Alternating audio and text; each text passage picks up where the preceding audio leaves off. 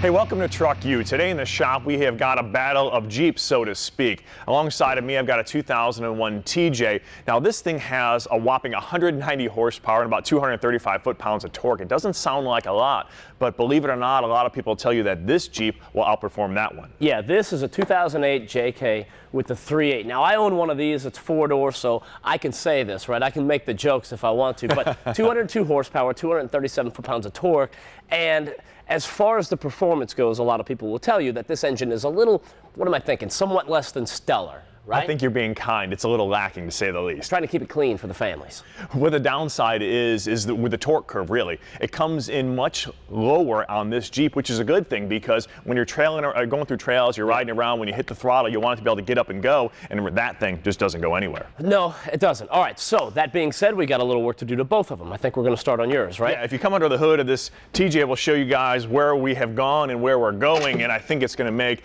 an even better performer out of this thing. Why are we starting on yours? Did you win the coin toss or something that I don't know about?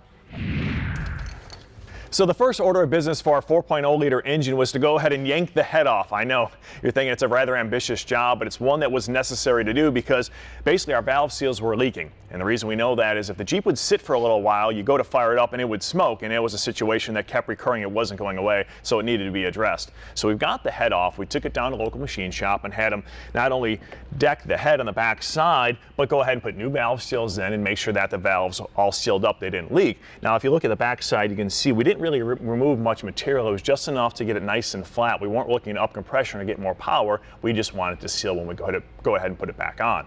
Now, with the head all ready to go, we got to make sure that we use a good quality gasket so we don't have to go through all this trouble again. So we took the one from Felpro, their Permatorque SD, to make sure that this thing stays on. It's like you say all the time. That's a lot of work. So why would we do all that and then put just a regular gasket in there? Bruno's always like, let's put the best possible gasket in there that we can. That way we don't have to do all this work again. The SD stands for severe duty, and it's probably what's going to be going on with this particular vehicle. You know, you take a look at this, you've got the Printo seal that's pressed in all the way around there, strategically located to make an even better seal. You have got the stainless steel combustion armor right here, and it's hot pressed in to the core. And the core is thicker. Stainless steel rings are going to prevent the blow-by. You've just got a lot of science, a lot of research and development, a lot of dudes in white coats in the back room putting a lot of time into making a gasket like this. Yeah, we'll make sure that you don't get blow-by, that these rings will stay nice and sound. They won't get any detonation where you're going to get any blow-by, any kind of issues going on. And that head will stay in place, and hopefully we'll never have to take it off again. All right, well, this is ready, dude. Got that one.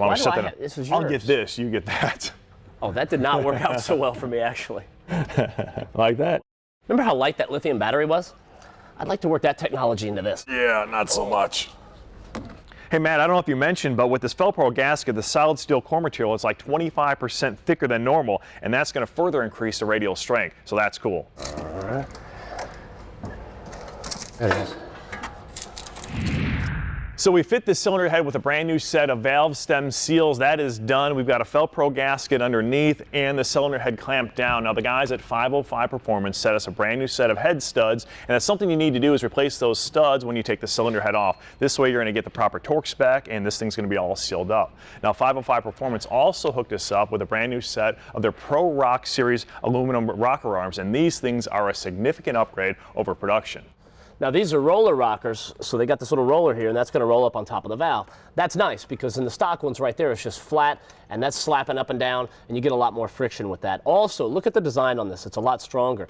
Over here in the stock, you got a lot of wear and tear in the fulcrum area right there. That's where a lot of your problems come from. And the guys at 505 Performance have also done a lot of independent testing as well, and they're showing some pretty impressive numbers. Yeah, their testing has shown an increase of power in terms of horsepower of 25, as well as torque, 25 foot-pounds of torque, which is really significant. So not only are you getting a performance gain, but you're getting a whole lot more dependability and durability because of this roller design.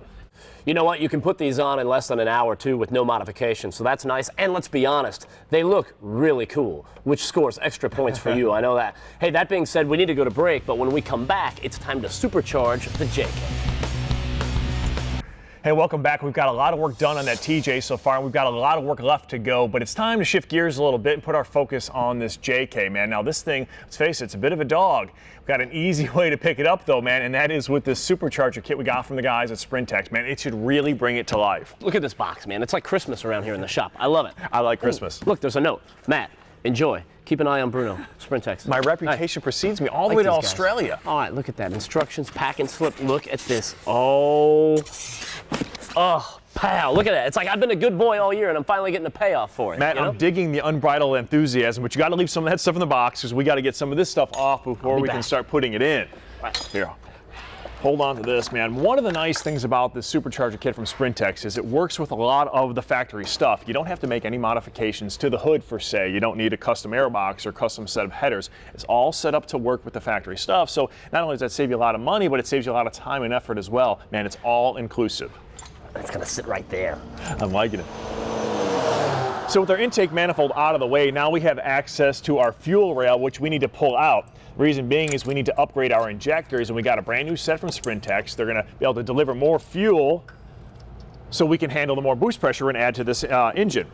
Now, one of the things we're going to have an issue with is some clearance, but you follow the directions, it tells you an easy fix. All we need to do is go ahead, once we get these new injectors in place, is we're going to take this fuel rail and we're going to take it and literally swap it around from front to back. So now this little fill line here will be on the back side. We'll have clearance for our new supercharger, and we've all gone ahead and taken off the valve covers because you're going to take the left and switch it with the right. And there's a reason for that. This way, when we take this side valve cover, we put it on over here, we can still get to the oil fill and don't have to worry about any kind of clearance issues with our supercharger. You gotta love the attention to detail here from the guys at Sprintex. Take the injectors, for instance. The old ones look a lot like the new ones, and at first glance, you might accidentally put one of the old ones back in. The way you know the difference is, well, the new ones have a little brown tab, the old ones have a green, so you can't make that mistake.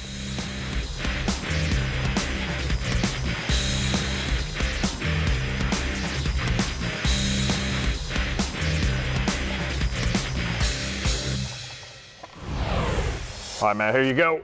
All right, now this is the bread and butter of the whole operation right here, the Sprintex Supercharger. And you know what? This is the screw-type charger that's going to cram all the air down into that engine, and that's what's going to be responsible for our noticeable performance gains. You know, the biggest thing we're after with this thing is to get that low-end torque. We want to move the torque curve down. Now, overall performance is great. We want more power and more torque overall, but you want to get it to a point where you need it, and that's usable. So if you look at the graph right here, now this is going to be our dyno sheet. Look at the torque curve. I mean, it pretty much goes straight up right at idle, and that's the whole idea. From idle to 1900 RPM, this thing is just going to jump off the ground, and that's the whole idea. This Jeep's been lacking that all along, and this Sprintex Supercharger is going to bring this thing right to life. Now, if we're talking about real numbers, that's what is really impressive about the whole thing, is because at 1900 RPMs, you're going to have access to 90% of your usable torque. That is so cool. Now, think about it. In the stock configuration, you had 100% of your usable torque at 4150 RPM. Now, that's going to back down to 3150 with the new system in that. So all that usable torque is all coming in much earlier. Yeah, it's great because we're getting that more torque, we're getting more horsepower, but we're also getting a side benefit of getting an increased fuel economy. Now, if you're driving this thing down the highway, like you're going to have to do from time to time, right? Yeah. And you're running a bigger tire like most people who run a Jeep like this, you're going to get an increase in fuel mileage, and that's always a nice added little perk. We need to go to break right now, but that'll give us a couple of minutes to button up a few loose ends right here, and then we can get back to work on your Jeep. A minute or two we're going to need. Maybe 3. Welcome back to TruckU. So if you're familiar with Jeeps at all, or off-road events, or anything cool, you've heard the name Poison Spyder Customs. They make some of the coolest stuff on the planet. What you may not have known is the fact that Poison Spyder can rig up a full roll cage kit for you, whether you got a Jeep like this or any other Jeep, and they can do it. You can save a lot of time, a lot of money, and they'll make your life a lot easier. Yeah, if you're a fabricator, anytime you try and take on a new project, let's face it, usually doesn't turn out the way you'd want it to. And you're also going to have a lot of scrap, and you're going to have a lot of mistakes. Well, Poison Spyder gets rid of all of that for you. They take care of all the guesswork. They give you everything you need to fully assemble a roll cage like this. And what the great thing about it is they're the only ones out there doing a CNC laser cut and laser notched kit like this. Now, if you look right here, there's no notching required. You don't have to go ahead and do any fitting of your own. They go the extra mile too, is they make things easier when it comes to assembling it all, because you've got laser etched numbers. So like this is number 6. So you take this tube at the intersect point, boom, they tell you right where to put it. You go ahead and tack it in place. It doesn't get any easier because they take all the guesswork out of it for you. It's like putting a little puzzle together, you know? It's kind of fun if you look at it like that. Like I said, it's all CNC bent, DOM tubing. Life is good, and we're saving time. All right, man, now we're at the point where we can start putting the puzzle together. So the first step in our Poison Spider roll cage assembly is to go ahead and put in the sheet metal A-pillar. What's nice about this is you're able to attach to the floor so it'll be nice and structurally sound, but you don't have to cut through the dash, take out this vent, or ruin this speaker. And these little notches out here, not only do they look cool, but they're functional. You got these little screws here in your dash. You don't have to take out your entire roll cage if you need to get inside here. Now, once you move on past this A-pillar, you've got your A, B, and C tubes. So you get either side in place, and then we use a ratchet strap to kind of suck everything together, and then we can tack weld everything in place. You mentioned before that the tubes are pre-etched, and that lets you know exactly where they're going to meet up, so it makes it nice and easy. And these things are all laser notched. I mean, take a look at this. If you get up in here close, there's 3 tubes all coming together right here, and there's virtually 0 gap. I mean, this thing is really, really precise, and all you have to do is follow the directions piece by piece, and it goes right together. Here are 2 more nice things. You think about it, in the stock Jeep, yeah, the bulk of the cage is from here back. Sure, it goes across, but really the support in the front is nothing more than the housing for the windshield. So that's pretty good, but this is way, way better. You get a good strong roll cage all the way around. And the other thing is you can buy it in the pieces like we did today and put it together. Or if you don't want to do that work, you can contact the guys at Poison Spider Customs. They'll weld it all together for you, put it on a pallet and ship it to you. You drop it in and tighten it up with a couple of bolts. Yeah, but what fun would that be, right? I mean, come on. I don't know. So it depends on timing, I guess. Yeah, I figured that's the option you'd go for.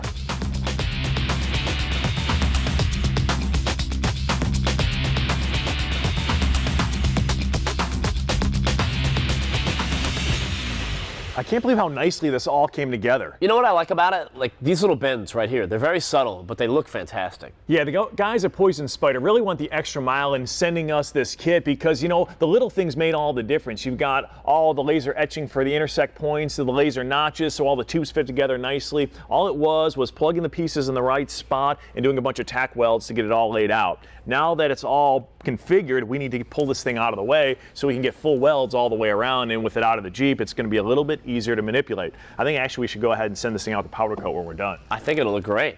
Now, another thing that we noticed when we got about elbow deep into this project was the fact that the carpet in here was looking a little bit junky. It was a little beat up. Plus, we were going to be doing a lot of welding up here, and we didn't want to drop anything onto the carpet and catch anything on fire. So we yanked it out, and it's a great time to replace it with something new. And this is a great thing to do it with. It's the bed tread from Bedrug. And what this helps us do is accomplish that sprayed in kind of look, without all the labor that's involved in doing that. This is a nice system. Yeah, with the spray and look, or the spray and finish, has actually got a ton of labor involved in terms of prep, so we avoid all that, and this goes in really easily. It simply Velcros in. You can do it with the seats in and with the console in, which is nice, and it's fully removable. Now, this is 100% waterproof. It's not going to saturate and soak up any water or mildew, so you don't have to worry about any of that. And plus, hey, give them a little demo here. Yeah, man. Let's say you're out playing in the mud and you spill a little, you bring some inside with you. You can simply wash it out. Look at all this stuff. Look at that. I spilled my drink. Out. Whatever will I do? And it dries quickly, which is a really nice bonus. Pow, look at that. That is great. Now, what is this stuff though, right? Here, I'll show you. It's a 1/4 inch polypropylene foam, and there's a couple other benefits to go along with this, like sound deadening and heat resistance too, especially where it goes over the transmission tunnel right there. You got some other heat shields, additional ones that are inside the layers right there. So, bed tread from Bedrug. It's a nice way to accomplish a great look and make it nice and easy to clean. Well, because it fits so nice, you've got a 3-piece kit up front, you got 4 pieces in the back. They're all custom molded and laser cut to fit right, and that's what it's all about. Getting the right fit makes the finished product look a whole lot better. You mentioned the Velcro, right? Yeah. Boom. Done. Stuck on there. Look at that. Welcome back. We got the Supercharger taken care of in the JK. Now it's time to come back over here to the TJ and upgrade the exhaust. And we're going to do that with a TFX Performance exhaust system from Pacesetter Performance. It's a real nice system that's easy to install. It goes from the cat back, so that's good. It utilizes all the factory hangers and everything, so there's nothing else to buy. It's all part of it. The only thing I have to do is get the old stuff out of the way.